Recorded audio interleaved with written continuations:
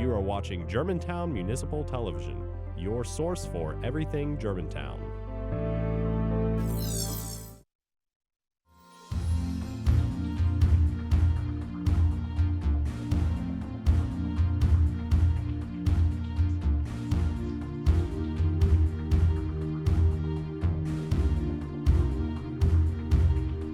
Hello and welcome to Law Talk on Germantown Municipal Television. My name is Vince Perryman. I am a local attorney with the law offices of J. Vincent Perryman. Each month, our Law Talk focuses on a wide range of legal issues and topics. Today's show will talk about alimony. With us now is local attorney Larry Rice. Larry, thanks for being with us today. I'm glad to be here, and I'm not exactly a local attorney. I live in Midtown, and my office is downtown. And believe it or not, downtowners are just as whiny about driving out here as y'all are about driving out to downtown. Well, when I think local, I think the MidSouth region. So. Well, I qualify there because really I practice here, some in Jackson, a little bit in Nashville, and literally all the way to Elizabethtown. Mm-hmm. And that's a long, long way. It's a long state. It is. It is. So, you know, today's topic is alimony, and it's one of those things where some viewers, they know what alimony is because they're having to pay it, and some, they're like, alimony, do we still have that? So I guess we just start with the basics and move on from there. All right, well, the basics is alimony is one of the most emotional financial issues you can have. Mm-hmm.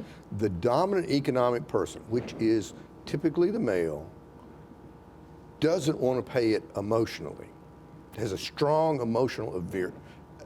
They don't want to do that, mm-hmm. aversion to it. But if you're the dominant economic party, you're making a bunch of money, then you can save taxes by paying alimony. And when the dominant economic party hears that, their ear kind of perks up, their emotions pulling them one way, their heads pulling them another way. Mm-hmm. But here's the deal. If you're paying alimony that's in the nature of support, which means it's subject to a condition subsequent, and the typical one are death or remarriage, then unless you say otherwise in the agreement, or I think a judge could order it, but it's unlikely that they would do that, then it's deductible. And here's the way it really saves money. If I'm paying my wife $1,000 a month alimony, and Lord knows my wife, if she divorced me, would certainly get more than that, but we're just using that hypothetically. If I'm paying her $1,000 a month alimony, then it comes out of my income, which means I'm not going to have to pay 39.2%, is it, the top mm-hmm. tax bracket on it. So that's the tax saving I get.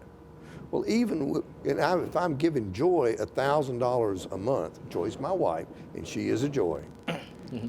and assuming that she doesn't have any other income, she's got $12,000 a year at a zero tax bracket.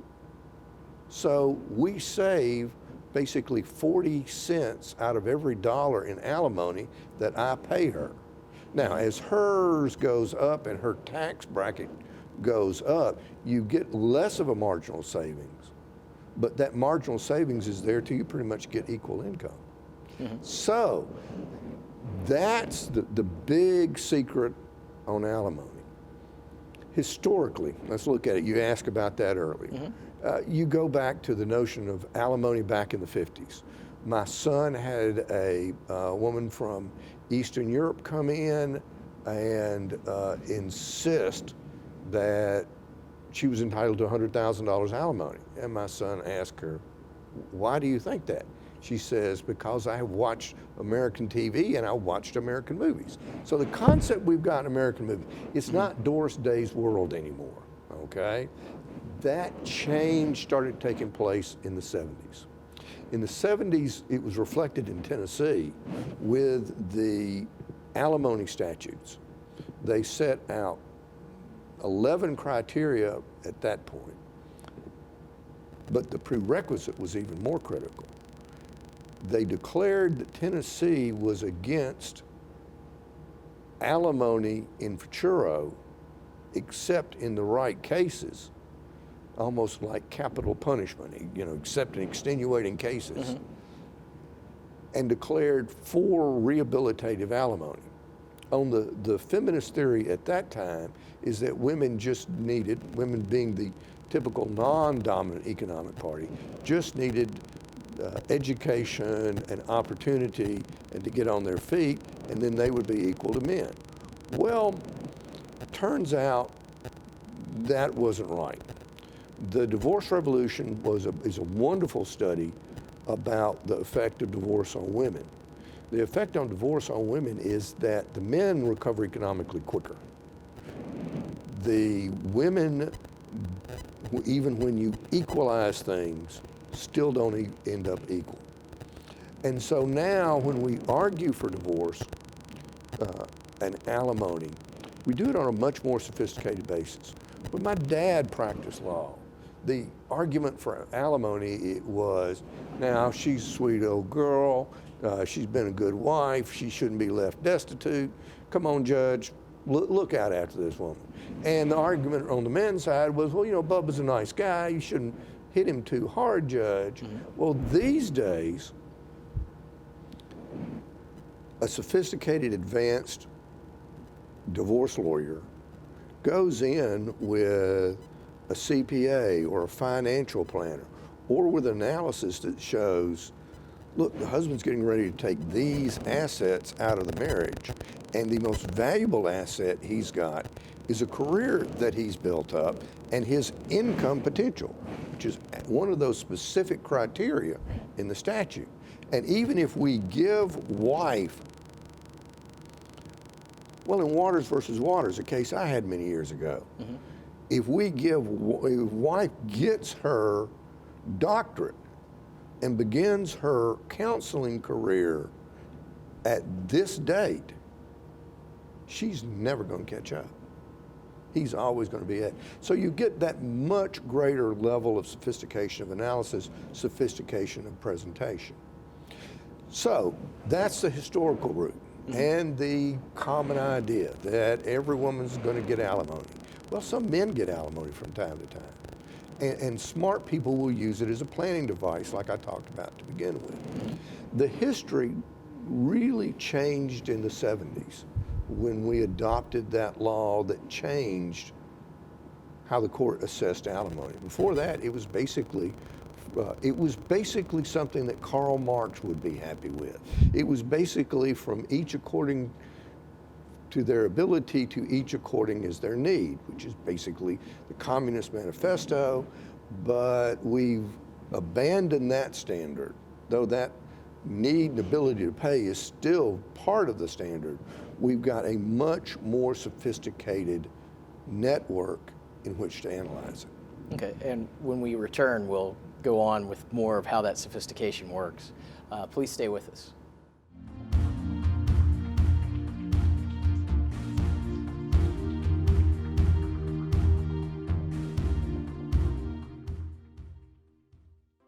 Cinderella found the pet that fits her perfectly. Tiana gave her pet the royal treatment. Belle found beauty where no one else did. And you can too. Share your heart. Share your love. Bring home your forever friend. Make a shelter pet part of your world. Happily Ever After begins at theshelterpetproject.org.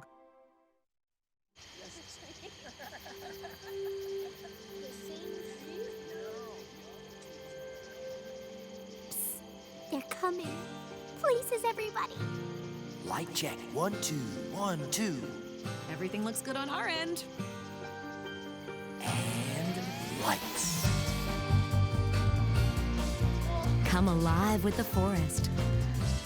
Visit discovertheforest.org to find a forest near you.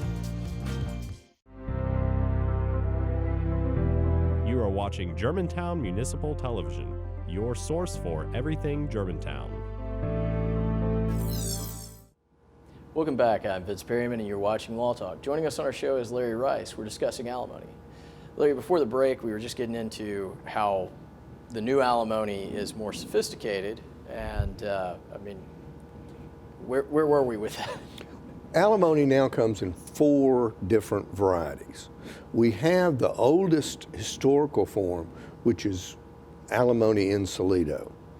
And alimony in solito is a specific amount of money, or it is money that's capable of a mathematical computation. And it's unchangeable, and it's not deductible. Remember, we talked about the tax trick at the beginning of the program. And one of the things the IRS really wants to watch is to make sure you don't transfer property from a spouse to a spouse in a way that you use alimony to leverage an advantage that isn't there. Alimony in solito is $100,000, okay, or is $10,000 a year for 10 years. The next most historical form is alimony in futuro, and you'll notice both of these are Latin words. We don't get to use Latin much in law anymore, and which is good because I took Spanish in high school, but Spanish is a Latin language. It is. You're right about that.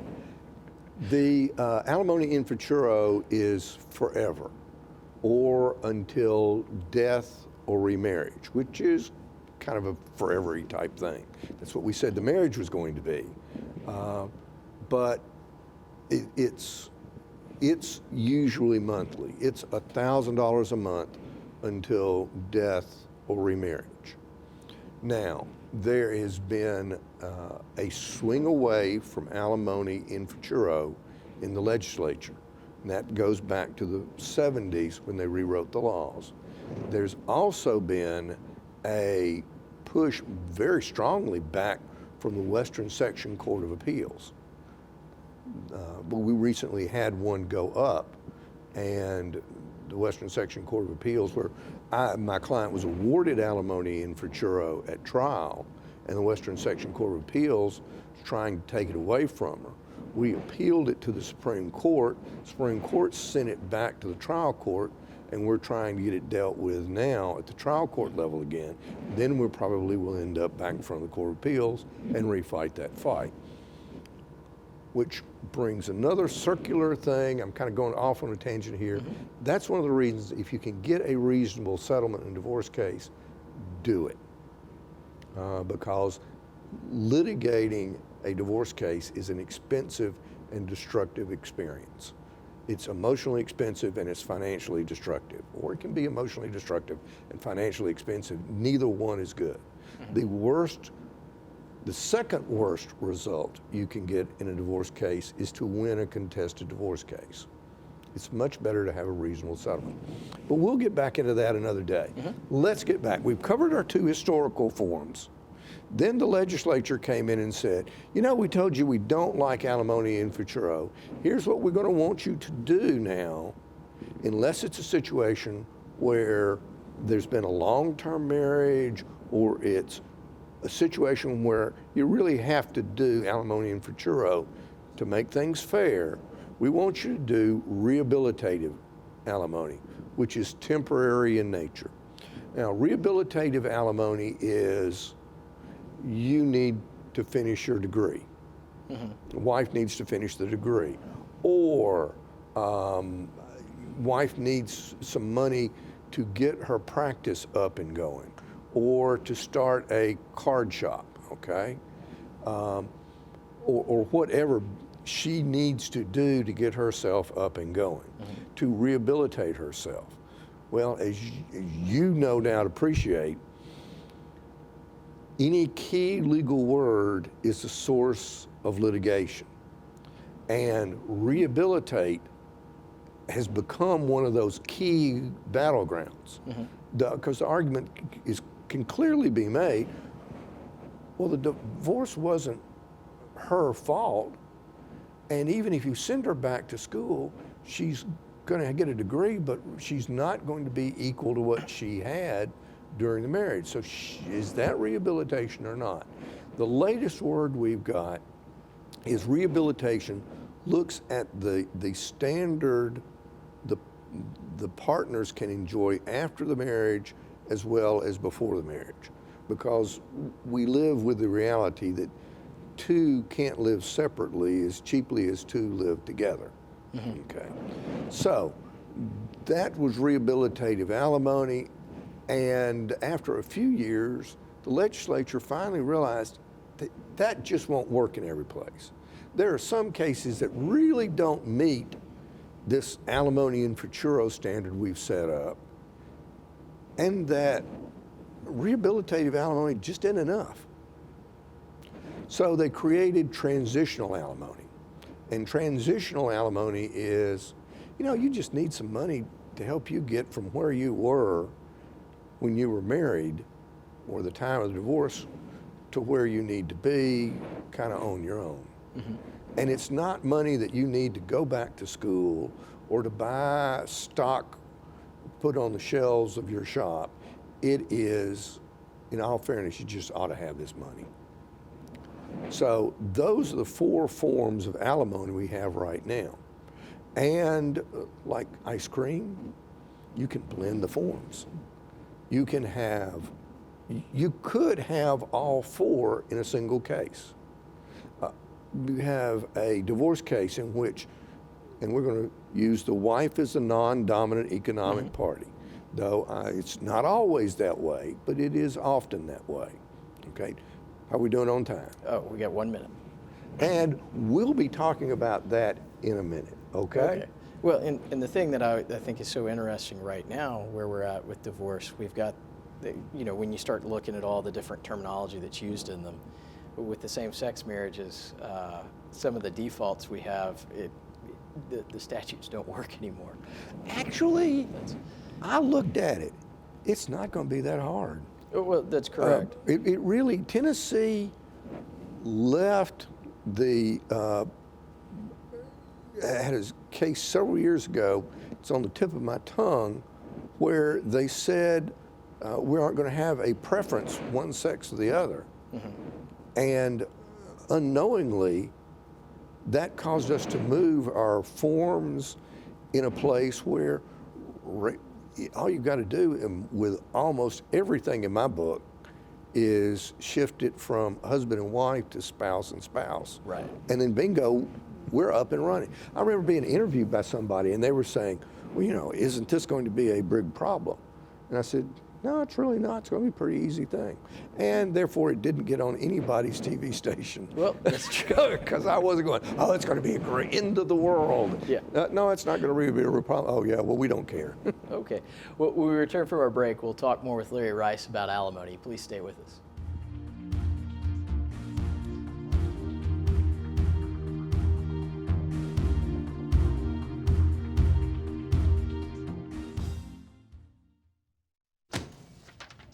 Hey, Hard, what's this? That's my resignation letter. You're resigning. Why? Because you're constantly ignoring me. You're half as active as you used to be, and you get stuff like this. You've been putting me under a lot of pressure lately. That's why I'm ready to quit. I forgot. I'll do better. Please, don't quit on me. Okay, but remember, it's not what you say, it's what you do. Listen to your heart. Don't let it quit on you. Let's go for a walk. Uncontrolled high blood pressure could lead to a stroke, heart attack, or death. Get yours to a healthy range before it's too late. So who's going to do what? I'll pack the dead batteries. Great. I'll only put what I don't need into a duffel bag. Perfect. That's totally unhelpful. No problem. Meanwhile, I will try to comfort everyone by speaking in a calm voice. And who is going to handle supplies? I can forget to do a list for us. Thanks, pal. We couldn't be any less prepared. I'm proud of you guys. Talk to your kids about who to call, where to meet, what to pack. Visit ready.gov/kids for tips and information. You are watching Germantown Municipal Television, your source for everything Germantown. Welcome back. With us now is Larry Rice, and we're talking about alimony. Larry, before the break, I think we've gotten into the different types of alimony there are and everything. And if I'm the one watching the show right now, the big question on my mind is, how the heck do you come up with the numbers for the alimony if you're trying to settle it, or if you have to litigate it? Well, I've got 40 years of experience, and so I have a very well-defined gut sense of what might work. And as sad as it sounds, that's about as good as it gets. Mm-hmm. There's, unlike the child support guidelines, like you and I were talking about a little while ago, the child support guidelines, you put data in and it gives you a number. Alimony is having a sense of what's likely to happen, because in the end, we all measure that determination by what's likely to happen in court. And I've been to court a bunch of times, and I've gotten different results. Mm-hmm. One of the more unusual ones, I had to explain to a client, we overwon. In other words, we did so well that the other side's going to appeal, and this is not over yet. But you get a sense of what that judge will do with these facts. And it's even more complicated by virtue of the fact that these facts that you hold, that you've gotten from the client in the discovery, you ought to know are not going to be all the facts. There's always going to be a card or two played that you don't know. That's one of the reasons we really push preparation in my law firm, because that takes fewer of those, leaves fewer of those cards on the table, takes more of them off. Because if we're prepared and out of the deck of 52, we've got 48, that's only 4 possible cards they're going to play. And you and I both seen lawyers that show up and go, deck? What deck? What's going to happen? I'm here. Is this my client? And then they start trying cases from that. Mm-hmm. We live at my firm, on my team, at the other end. If anything, we get over-prepared. But before the break, we were talking about the 4 forms of alimony, and in theory about how they could be blended. You could have a case where you get all 4. The wife is awarded her attorney's fees as alimony in solito. Okay. She's awarded alimony in futuro at, say, $1,000 a month, which gives her a platform for the rest of her life or until death or remarriage. Then she needs to get her degree, so she gets tuition, or the amount the tuition should be, tuition's in book, to complete the last 2 years of her degree for 2 years. And then she needs just a little bit more money to make it fair, and gets transitional for 4 years so that she completes her degree, gets set up in her practice, and then just has the alimony she's got. So you theoretically could get all 4 in one case. It's tough to get in futuro and rehabilitative in the same case, but it's within the realm of possibilities. Yeah, and as I've noodled out or sort of thought about the alimony at different times, I wonder, when you're looking at, you're talking about, you've got a deck of 52 there, it seems like it's really heavy facts and circumstance test, because I look at it and I compare it a little bit with the child support, because the child support guidelines, we know what those are, we know the numbers are. I think my favorite story is where Sadler Bailey's standing there in court going, we know who's got the kids, we know who's got the money, what the hell are all these attorney's fees out here for? But that's a whole different story there. But with this, I wonder, when you look at it, if you've got the breadwinner or the economic versus the economic disadvantaged, when the economic disadvantaged person gets employed, is there ever any look at what sort of job it is, if it meets what their education is, if they've got specialized licenses, if they, because Bill Jones always likes to use the example of Vince, you can't go out and be a woodworker to avoid child support if you're a doctor or an attorney, Actually, He's right. Yeah. You have a responsibility to live up to your economic potential, because alimony set, remember we were talking about ability to pay. On a regular basis, some dominant economic party will tell me, well, if I've got to pay that, I'll just quit being a doctor, lawyer, Indian chief, whatever. And you go, court doesn't care. You can do that, but they'll do it on ability to pay, and they'll treat you just like that's what you were doing. Because everybody who thinks of it thinks they're the first person that thought of it. And no, it got thought of a long, long, long time ago. It didn't work then, doesn't work now. But you're right, child support's a simple number to look at. Alimony is the vaguest thing. So having a lawyer who knows the judge's background, is experienced with the judge, and can bring those nuances that wife supported husband while he developed in the career of his choosing, and this is what it cost the family to do that, and then translate that into argument, this is what it will cost for her to get the job of her choosing, since she no longer gets to do the job of her choosing, which is take care of the children at home like he promised was going to be her job. It's a very difficult wake up in the middle of the night with an idea type of job to do. Yeah, and it's one of those that with this, there seems to be well, we got 30 seconds here, and where we generally always end is reiterating to people that, for something like this is complex. You need an attorney. You're not just going to be able to hammer something out where alimony's involved without. If you look at our website, aboutdivorce.com, it says it very clearly on the bottom. If you choose to be your own lawyer, you are creating the circumstances for a disaster of epic proportion. And alimony is an area that really, really illustrates that. And our time is up for this edition of Law Talk. I'd like to thank our guest for taking time out of his busy schedule and being with us and sharing his thoughts and insights. If you would like any more information about Law Talk or any other program on Germantown Municipal Television, please refer to our website at www.gmtvonline.org. Thank you for joining us today, and be sure to join us next month for more legal topics. Till then, I'm Vince Perryman, and thank you for watching.